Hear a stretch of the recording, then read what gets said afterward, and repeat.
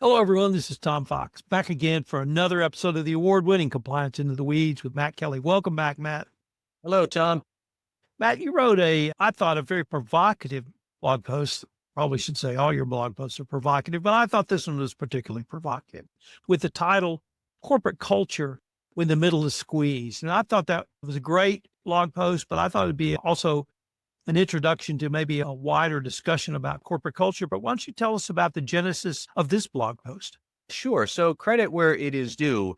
The Wall Street Journal first put this bug in my brain when it had an article over Labor Day weekend, which is rather apropos, about how corporate America is getting rid of managers across the board. And that has some far reaching implications for employees who report into managers, for the managers who are still on the job. And then I also think for corporate ethics and compliance people who are trying to support a strong corporate culture amid this change. So the journal article, which I'd linked to in my blog post, and I'd recommend that people read it if you have the time, it listed a lot of different companies that are now trying to thin out their manager ranks. Some of them you probably have seen before or heard about in the news, but Google has done it, Microsoft has done it, Amazon has done it.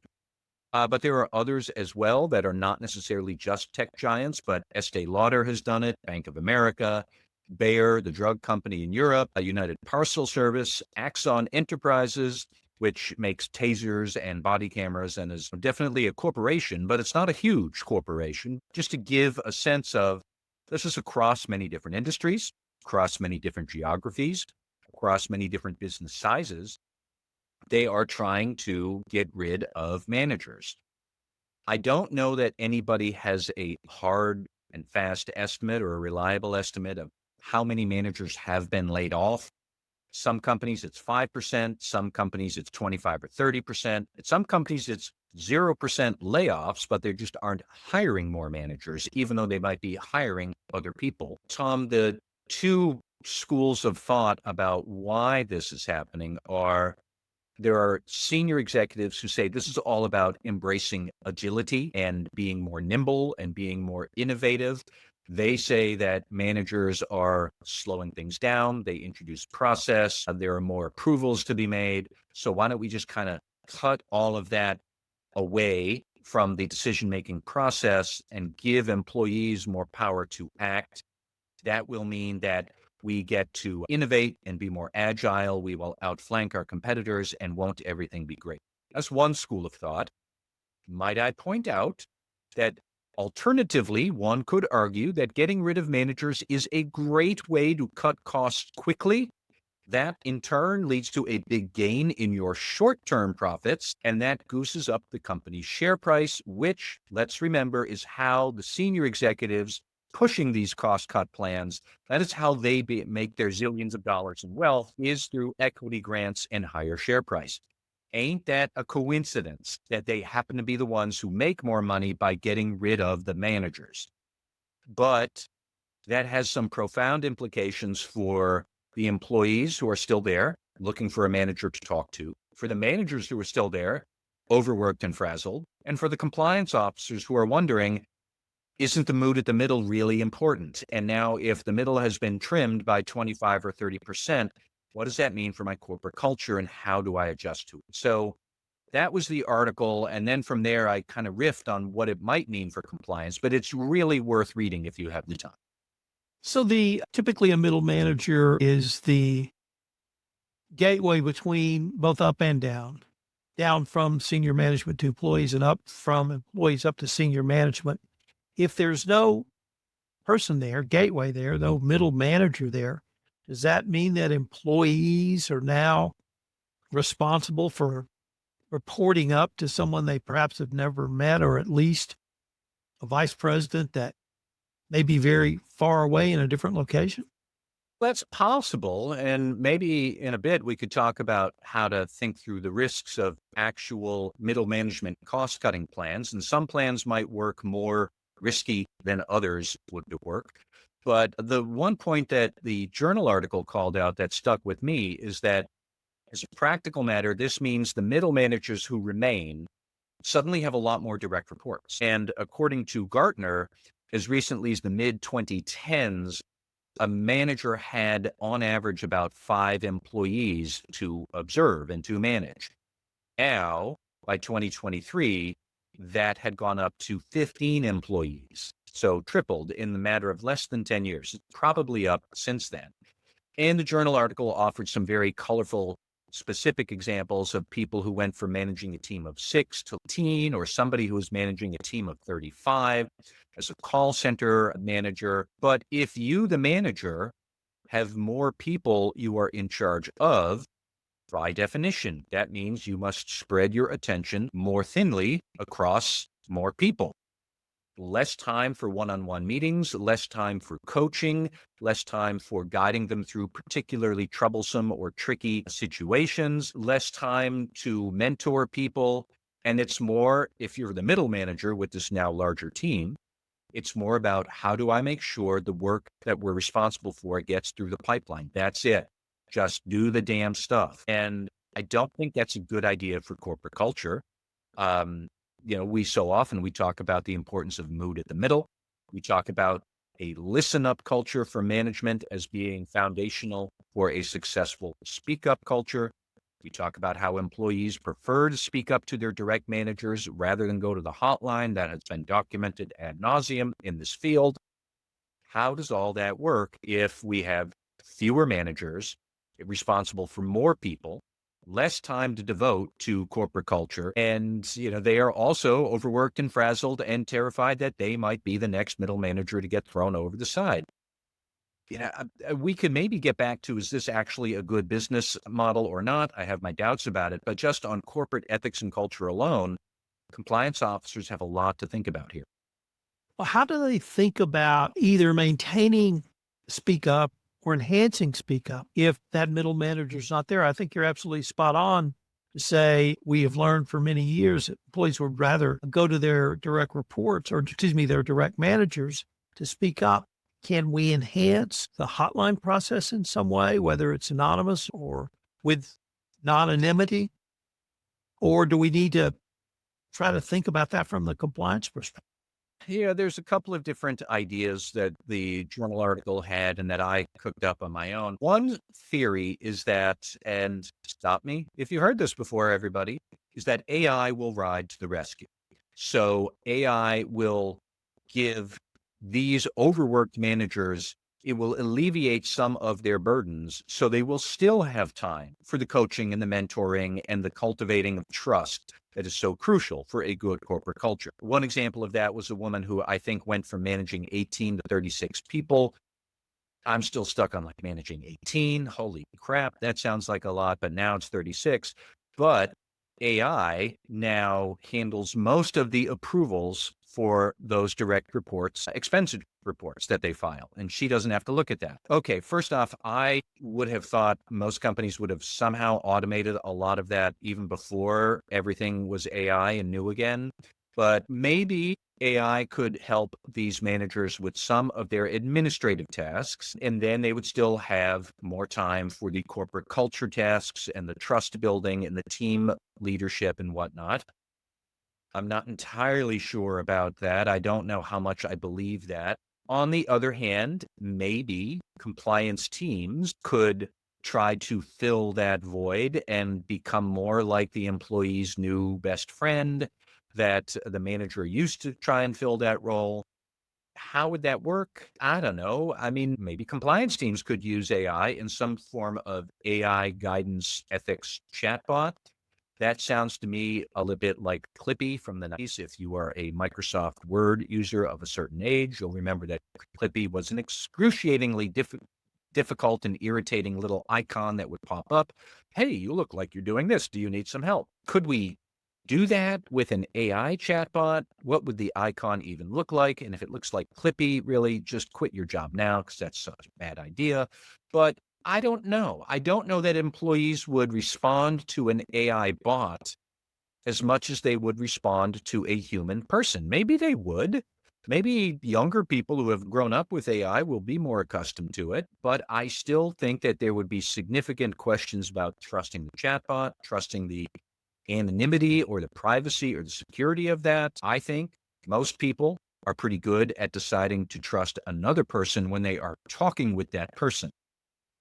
Will they have that same sort of ability to evaluate what they want to do when it's not a person they're talking with, but a piece of software code that looks and feels and talks like a person, but isn't a person? I don't know. I don't think anybody's done that research yet, but you are going to have to start to think through, how are we, the compliance team, going to manage the challenges of a less managerial world because some chunk of the managers have been laid off and or never hired in the first place. And more autonomy for the employees. That sounds like a good idea if they're making brilliant product recommendations or convincing a customer to sign a great contract. But I mean, are we really going to trust them with a lot of potentially ethically challenging decisions when they might not have had the training or the guidance or the tutelage from a manager?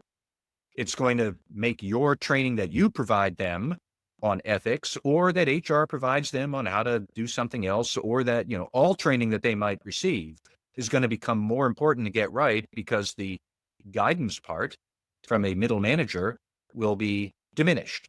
Even if you don't get rid of all the middle managers, if they're still overworked and frazzled, their ability to coach and to mentor and the guide is going to be less. So something has to fill that gap. It's either the employee's judgment, which may or may not be sound, or compliance is going to have to be that shock absorber. How would you do it? That's the question people would need to think about. So I'm not sure this next series of questions, for me at least, is a culture question.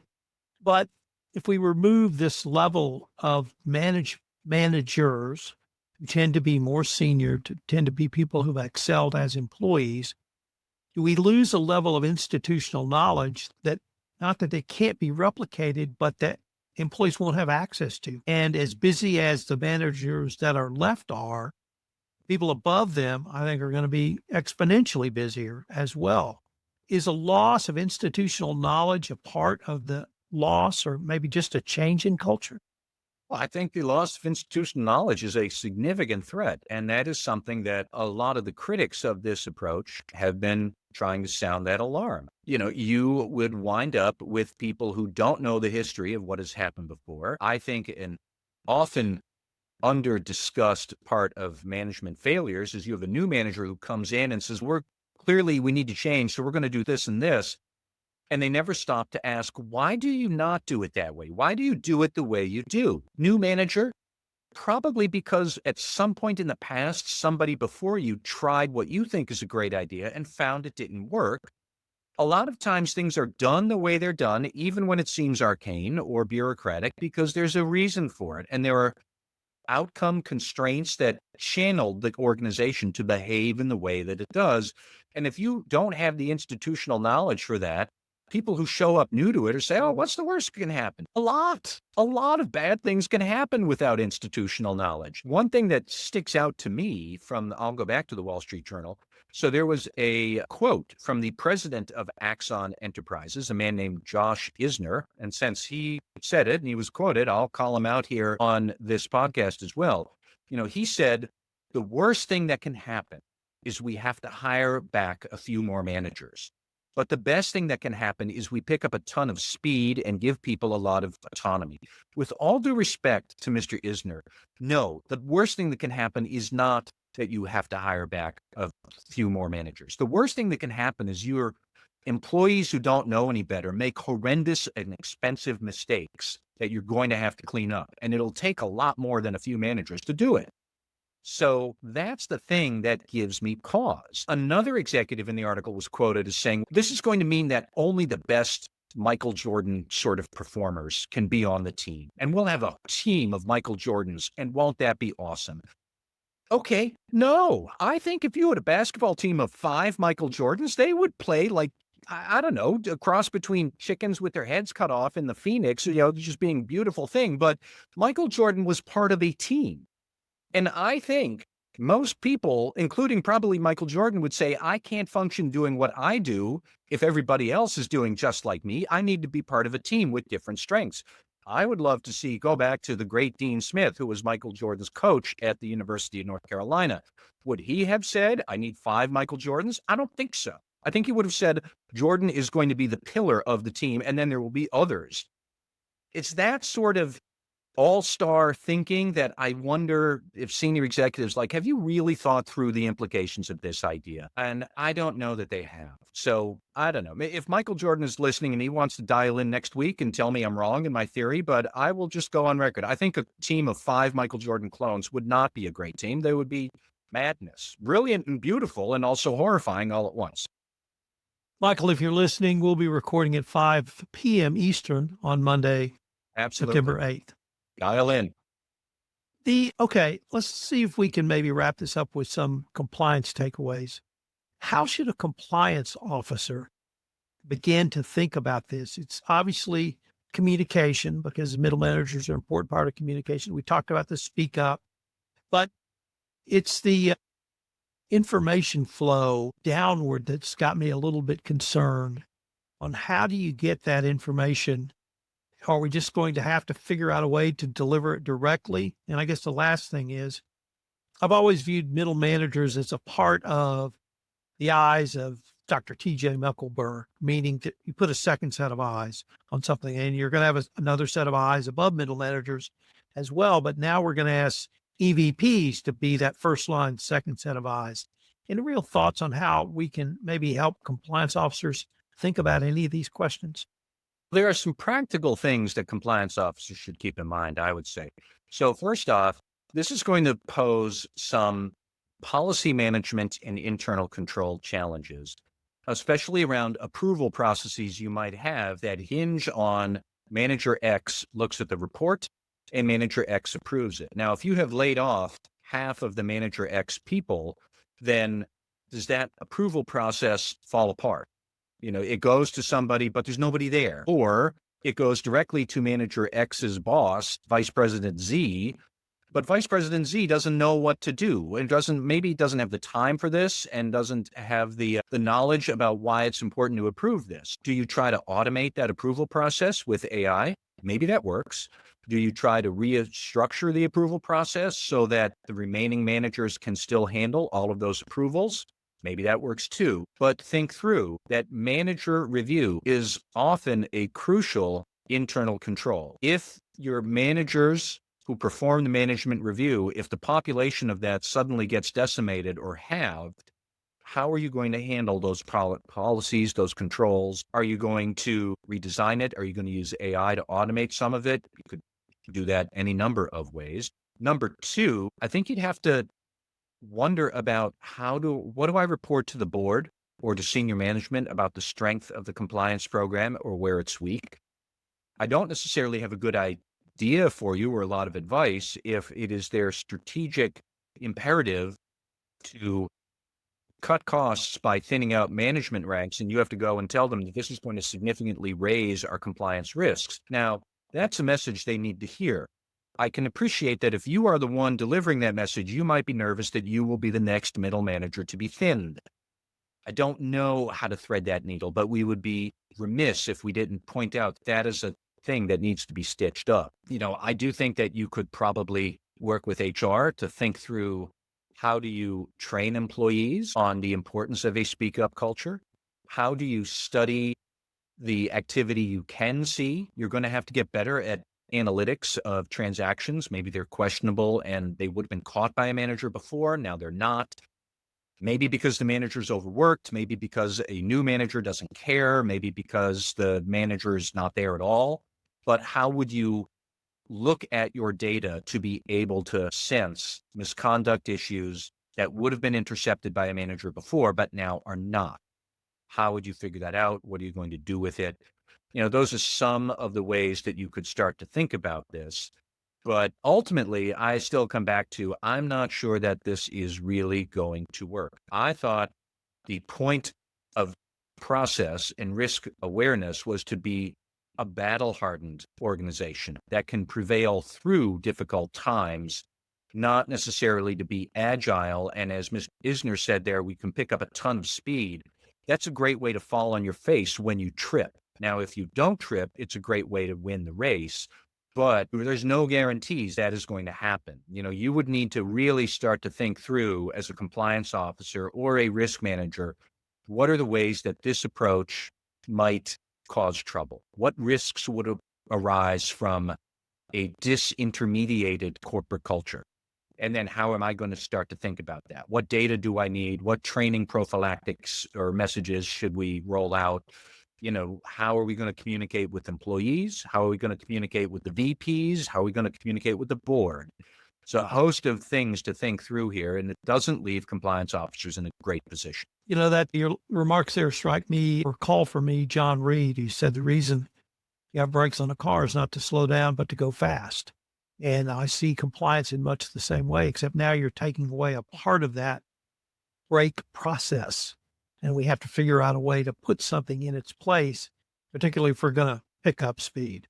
Yes. Wow. All right. Let's see what next week brings. Thank you, Tom. Compliance Podcast Network.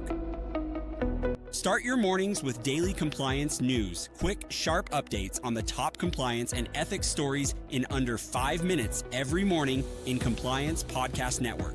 Because compliance never sleeps. Need practical advice fast? Check out Compliance Tip of the Day. One actionable idea to level up your program. Short and sweet, every day on Compliance Podcast Network. Got 10 minutes? We've got the week's top 10 stories. 10 for 10 brings you the big compliance headlines. Fast, fun, and focused. Every Saturday on Compliance Podcast Network.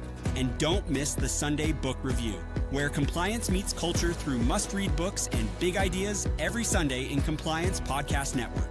Whether you're in the office, on a walk, or commuting, stay smart, stay ethical, stay tuned. Only on the Compliance Podcast Network. Available wherever you listen to podcasts.